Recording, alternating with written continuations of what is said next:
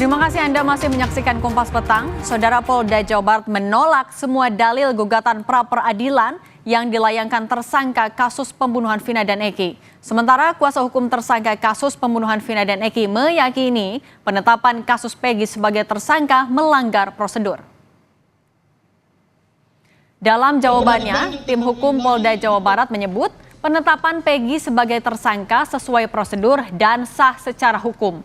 Polda Jawa Barat meminta hakim untuk menolak permohonan pra-peradilan seluruhnya. Tim hukum Polda Jabar ungkap hasil pencocokan wajah dan sidik jari Peggy dengan tersangka pembunuhan Vina di atas 90% identik.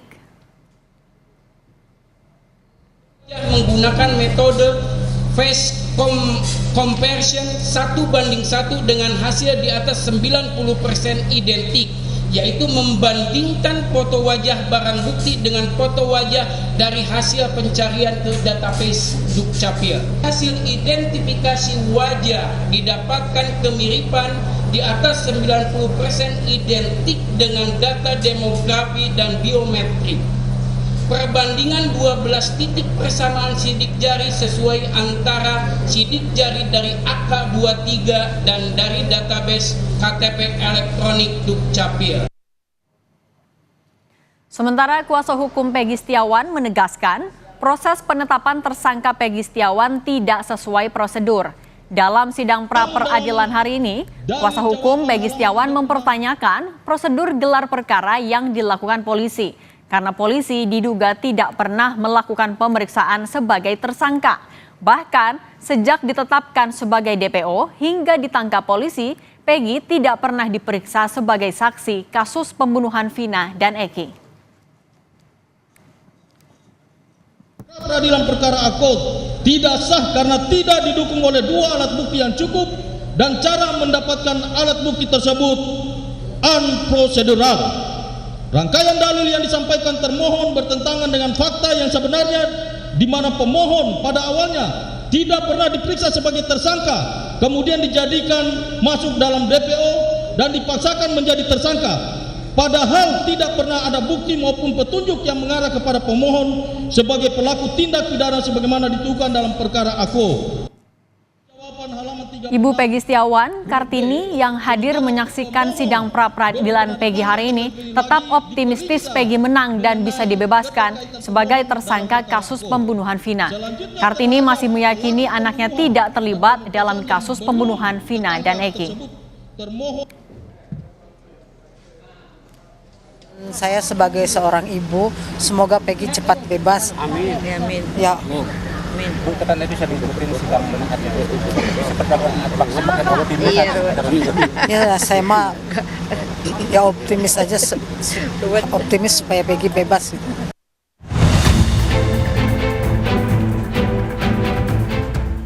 Ketua RT Abdul Pasren dan anaknya Kahfi akhirnya muncul ke publik usai menghilang di tengah kasus Vina. Pasren, sosok yang dinilai sebagai saksi kunci yang menjelaskan soal keberadaan para terpidana saat peristiwa pembunuhan Vina Eki terjadi. Kemunculan Pasren bertepatan saat sidang pra-peradilan Peggy Setiawan sebagai tersangka. Pasren dan anaknya hanya berada di dalam mobil dan menggunakan masker saat muncul ke publik. Kuasa hukum mengakui keberadaan Pasren dan anaknya sengaja dirahasiakan karena keduanya mengalami trauma dan takut sejak kasus pembunuhan Vina 8 tahun silam kembali diselidiki polisi. Beberapa kali media mohon maaf, bukannya beliau tidak mau menemui media, karena beliau saat ini masih sifatnya trauma. Karena banyaknya tadi orang tidak dikenal. Jangan-jangan bukan media seperti itu loh. Jangan-jangan ada oknum-oknum preman. Kita kan nggak tahu nih. Mengatasnamakan media, mengatasnamakan rekan-rekan sekalian, padahal dia adalah oknum. Terkait dengan keberadaan beliau ini, kita rahasiakan tempatnya, mengingat situasinya lagi tidak kondusif saat ini, seperti itu. Sudah daftar ke LPSK mungkin, Pak? Itu rahasia. Pasren dan anaknya terakhir terlihat oleh warga sekitar usai keduanya menjadi saksi dalam olah tempat kejadian perkara yang dilakukan polisi di rumahnya dengan 5 tersangka kasus pembunuhan Vina yang kini telah menjadi narapidana. Kesaksian Pasren kepada polisi dipertanyakan para narapidana karena Pasren tidak mengakui kelima terpidana kasus Vina berada di rumahnya dengan anaknya Kahfi pada malam Vina dan Eki dibunuh. Sementara keluarga narapidana telah melaporkan Pasren ke Bareskrim Polri atas dugaan kesaksian palsu. Tim Liputan, Kompas TV.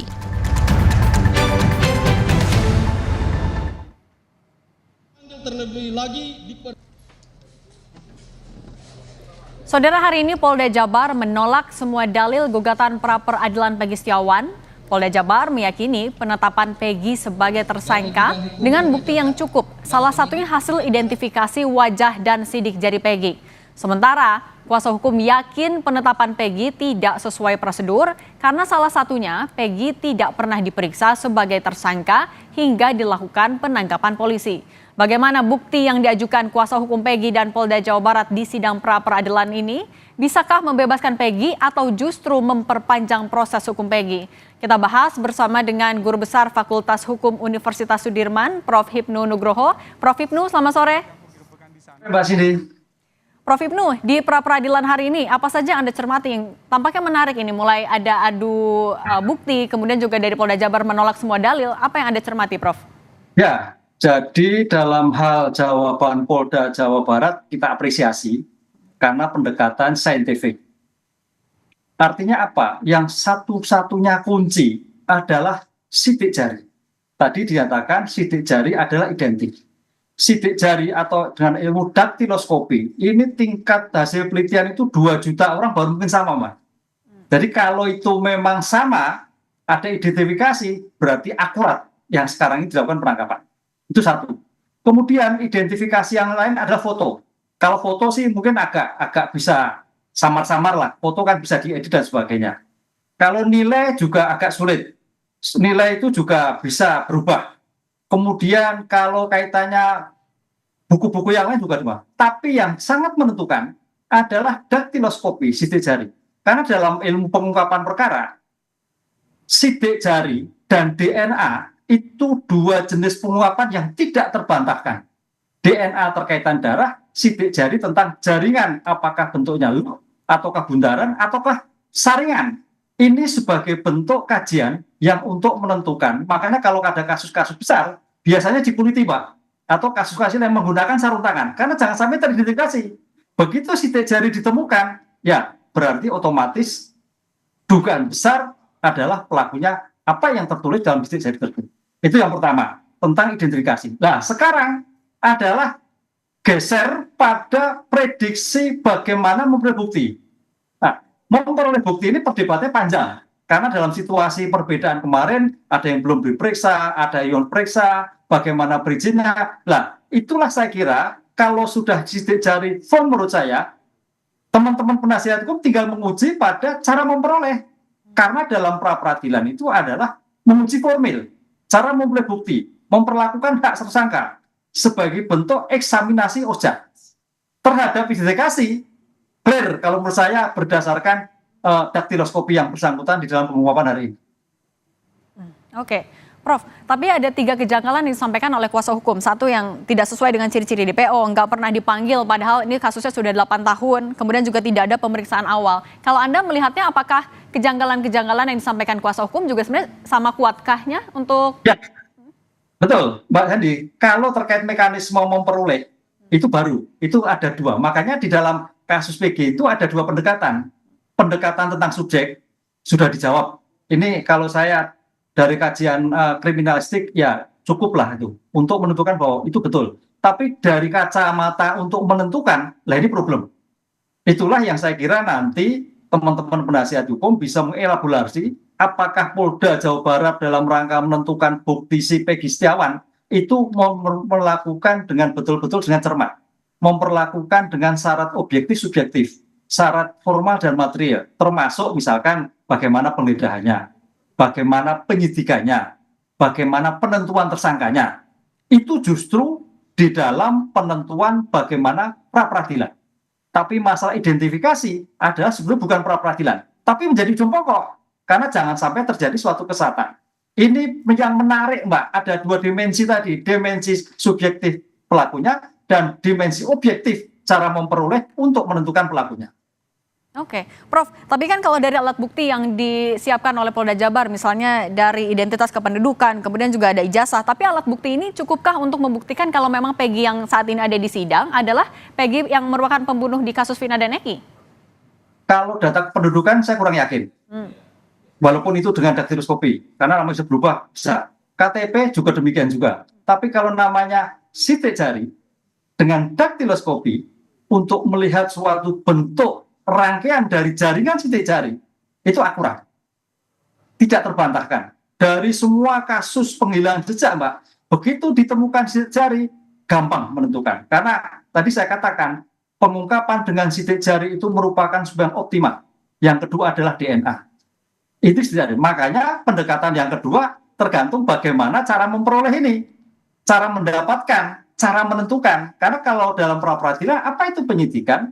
Serangkaian tindakan penyidik untuk mendapatkan barang bukti guna menentukan tersangka. Lah, konsep guna menentukan tersangka itu perdebatan tadi, Peggy itu sudah diperiksa atau belum? Lah, kalau belum nggak bisa. Karena untuk diperiksa sebagai tersangka, paling dia sebagai saksi. Itu sebagai kontrol dalam konsep sistem peradilan pidana due process of law untuk menentukan bagaimana kita meletakkan suatu hukum yang benar dalam menentukan sebagai tersangka. Nah, inilah perdebatannya nanti teman-teman penasihat hukum dan teman-teman dari Polda.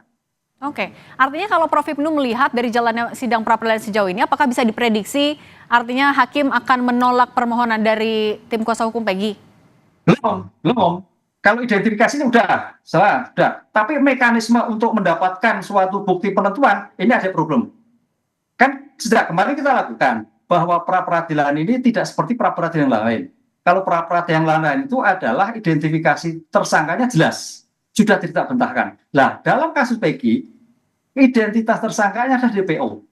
Ini jadi problem. Nah, sekarang pertanyaan, DPO itu betul atau tidak? Ini mencoba teman-teman polisi membuat suatu daktiloskopi. Pertanyaannya, apakah pengujian benar atau tidak? Wassalam. Oleh karena itu sebetulnya di sini juga nanti dalam pengujian lab 4 itu ada pembanding lagi sebetulnya.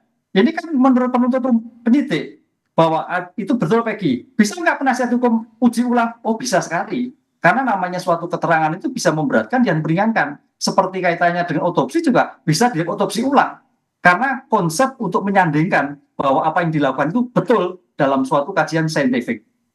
Oke, baik. Kita lihat nanti artinya jalannya sidang pra-peradilan Peggy. Terima kasih banyak Guru Besar FH Universitas Sudirman, Prof. Hipnu Nugroho sudah berbagi dengan kami di Kompas Petang. Sehat selalu, Prof. Matur nuwun.